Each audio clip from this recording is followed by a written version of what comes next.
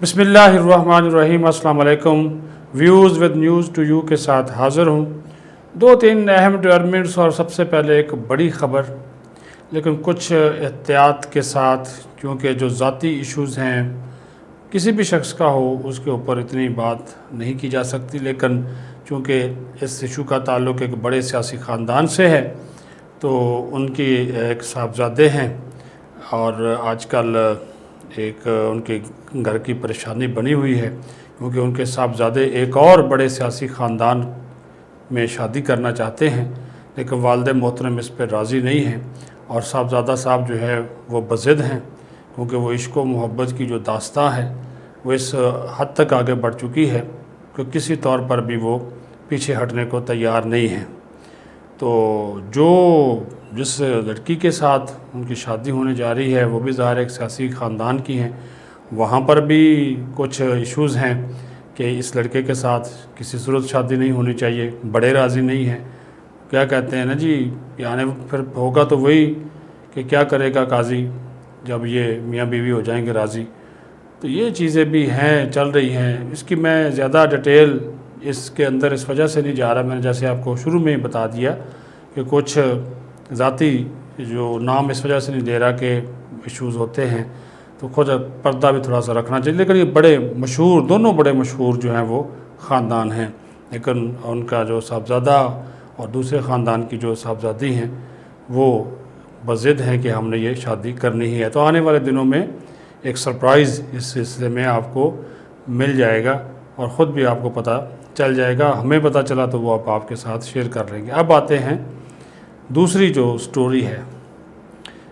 मैं कहता हूँ कि जिस पाकिस्तान की जो सियासत है वो जिस तरह रंग बदलती है गिरगिट की तरह, तो हमारे सियासतदान भी कम नहीं हैं। और इसमें तो फिर वो बाज़ फिल्में भी आपने देखी होंगी कि मफादात के लिए तो वो भाई भाई का सगा नहीं रहता, रिश्ते सब एक दूसरे के खून के प्यासे हो जाते हैं। यही कुछ यहीं पे चल रहा है।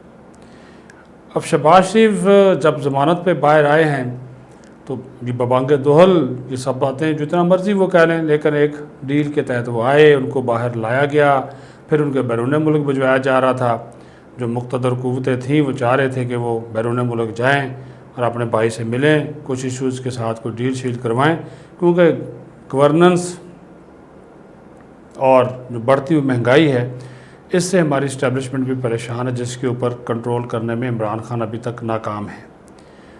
अब ऑप्शन तो उनके पास कोई और है नहीं, तो शहबाज शरीफ ज़रा चूँकि मफाहमत की पॉलिसी रखते हैं, तो जैसे ही उन्होंने बाहर जाने की कोशिश की तो उनके जो है वो पर इमरान खान ने काट दिए। अब इमरान खान ने एक सीधी सादी टक्कर ली है इस्टेब्लिशमेंट के साथ, लेकिन उन्होंने वज़ीर दाखिला शेख रशीद को ये बात बड़े दो टोक अल्फाज में बता दी थी कि उनके वज़ीर आज़म होते हुए शहबाज शरीफ बैरून मुल्क नहीं जाएगा। लेकिन एक बड़ी ख़बर आपको इसके अंदर से जो निकली है वो ये है, जिसका मैंने आपको जिक्र किया कि कैसे भाइयों का भाइयों के लिए खून सफ़ेद हो जाता है। अब टाकिंग टर्म तो है नहीं वज़ीर दाखिला शेख रशीद के और नवाज शरीफ के, लेकिन लंदन से एक पैगाम नवाज शरीफ का पहुंचाया जाता है शेख रशीद को, और ये पैगाम ये है कि ठीक है शहबाज शरीफ का नाम आपने ECL में डाल दिया, लेकिन मेहरबानी करें आप मरियम को तो बाहर आने दें। मरियम के भी कुछ सर्जरी रहती हैं तो मेरे पास आ जाएं, तो ये तो थोड़ी सी मेहरबानी करें। और कहा गया कि हम इसके लिए आपके शुक्रगुज़ार होंगे। अब शेख साहब वज़ीर दाखिला तो बन चुके हैं, लेकिन उनका एक बॉस वज़ीर आज़म इमरान खान भी है, तो वो ज़ाहिर है पहले शहबाज शरीफ का नाम दो टोक अल्फाज में उनका ECL में डलवा चुके थे। शेख साहब ने ये बात जाकर इमरान खान को बताई कि इस तरह में मैसेज जो है वो मुझे वसूल हुआ है, जिस पर इमरान खान ने कहा कि शेख साहब जब मैंने शहबाज शरीफ को नहीं जाने दिया तो मरियम को कैसे जाने दूंगा, सवाल ही पैदा नहीं होता, आउट ऑफ क्वेश्चन कि मरियम चली जाए। जिसके ऊपर फिर शेख ने भी जवाब दे दिया उस पैगंबर को जिसके ज़रिए पैगाम आया था कि भाई ये अभी मुमकिन नहीं है। अब दूसरी तरफ जो शहबाज शरीफ इस सारी सूरत हाल के बावजूद मुतहर्रक हुए बैठे हैं, इस्लामाबाद के आजकल काफ़ी चक्कर लगा रहे हैं। अब तो उनकी कमर में भी दर्द नहीं है अब उन्होंने पीर को इस्लामाबाद में अपनी रहायश गाह पर एक डिनर रखा हुआ है। अब उस डिनर में अपोजिशन की तमाम जमातों को उन्होंने बुला लिया, सेनेट और कौमी असम्बली में, और साथ ही साथ जरदारी, आसफ जरदारी और उनके साहबजादे बिलावल भुट्टो जरदारी को भी बुला लिया। दूसरी तरफ PDM का जो सरबराही इजलास है 29 को, उसमें मौलाना फजल रहमान जो कि PDM के सरबराह हैं, उन्होंने पीपल्स पार्टी और ANP को दावत नहीं दी। लेकिन जो डिनर है बतौर अपोजिशन लीडर शहबाज शरीफ कर रहे हैं, उसमें पीपल्स पार्टी भी इन्वाइटेड है और ANP भी इन्वाइटेड है। अब ये नज़र ये आ रहा है कि शहबाज शरीफ शायद ये चाहते हैं कि पीपल्स पार्टी को साथ लेकर चला जाए, और इसका एक मुजाहरा थोड़ा सा उन्होंने दिखा भी दिया कि कल जब फ़लस्तीन के हवाले से रैलियाँ निकल रही थी या करारदाद पेश करनी थी UN ऑफिस में, तो राजा परवेज़ अशरफ पीपल्स पार्टी के शहबाज शरीफ के साथ गए। तो ये भी एक जस्चर है। लेकिन जो सरबराही इजलास है उसमें पीपल्स पार्टी इन्वाइटेड नहीं है अब तक। अब वो पीर वाला जो इजलास है उसमें अगर अपोजिशन की सारी जमातें बशमूल पीपल्स पार्टी आ जाती है, तो शहबाज शरीफ ये लाजमी कोशिश करेगा कि मौलाना फजल रहमान को मनाए कि वो पीपल्स पार्टी और ANP को सरबराही इजलास में बुलाएं, ताकि ये हम दोबारा मुत्तहिद जो है वो हो सके।